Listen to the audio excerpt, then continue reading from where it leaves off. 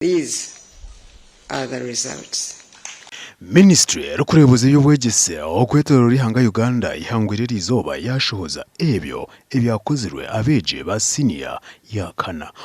The candidature for the 2022 examination increased by 16,063. Omukorogo gwakorerwa omumaka gwa President Nakasero. At Division 1, that is the first grade as it is sometimes called, we have 46,667 candidates. I therefore appeal to the teachers to give effect to the significant interventions that government has put in to improve the teaching of sciences especially. Personal presence here today when we are releasing the Senior 4 results confirms the great support. A total of 1,035 results will be withheld in accordance with Section 5, subsection 2B of the UNEB Act 2021.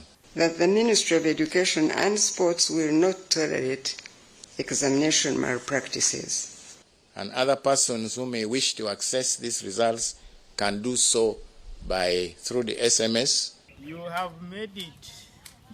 Because the 19 aggregates, chimbasize kola 19 yezo ni Ruhanga.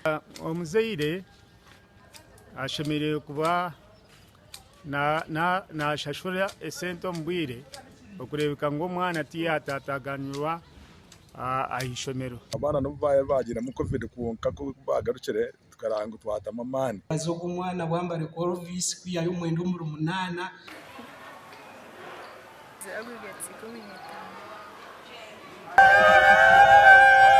Sima Ruhanga mbasise nkabasa kora exam zanje ifima bazire banje abamberireho basomwana banje gukora je nashemererwa Sima Ruhanga mbasise akakaje niyendabe engineer ngozereje na first grade ya 28.